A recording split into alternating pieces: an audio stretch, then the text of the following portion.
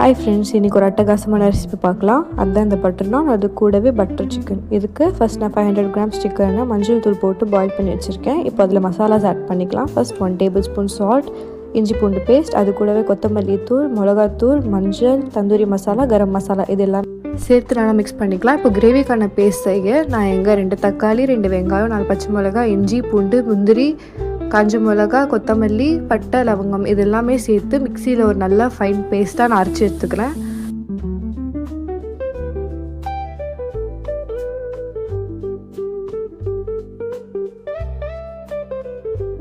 இப்போது சிக்கனை ஃப்ரை பண்ண ஒரு பேனில் 2 டேபிள் ஸ்பூன்ஸ் பட்டர் கூடவே கொஞ்சம் எண்ணெயும் சேர்த்து இது நல்லா ஹீட் ஆனோடனே நம்ம மேரினேட் பண்ணி வச்சுருக்கிற சிக்கன் இதில் சேர்த்து நல்லா ஃப்ரை பண்ணி எடுத்துக்கலாம்.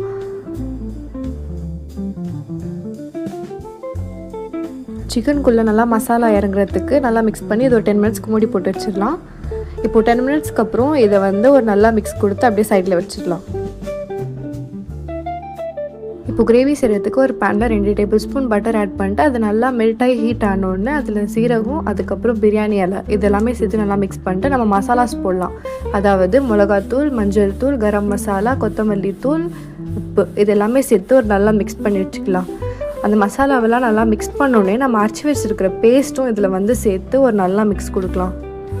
அதோட பச்சை வாசனை போகிற வரைக்கும் நம்ம இதை நல்லா மிக்ஸ் பண்ணிகிட்டே ஒரு குக் பண்ணலாம்.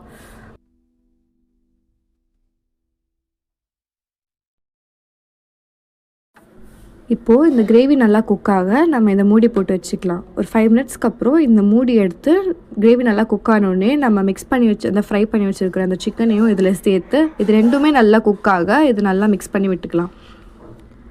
இப்போ சைட் பை சைடாக நம்ம பட்டர் நானும் பண்ணிடலாம். இதுக்கு நான் ஃபஸ்ட்டு தவா ஹீட் பண்ணிட்டு நான் இங்கே மாவு பிசைஞ்சு வச்சுருக்கேன்.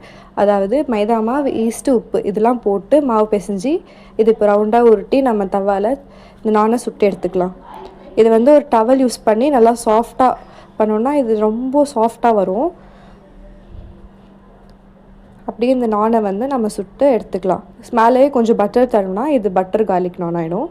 ஸோ இப்போ ஃபைனலி நம்மளோட டேஸ்டியான பட்டர் சிக்கன் அதோடவே பட்டர் நான் ரெடி ஆயிடுச்சு. நீங்களும் இந்த ரெசிபி உங்கள் வீட்டில் ட்ரை பண்ணிட்டு மறக்காமல் சொல்லுங்கள். தேங்க்யூ ஆல் ஃபார் வாட்சிங்.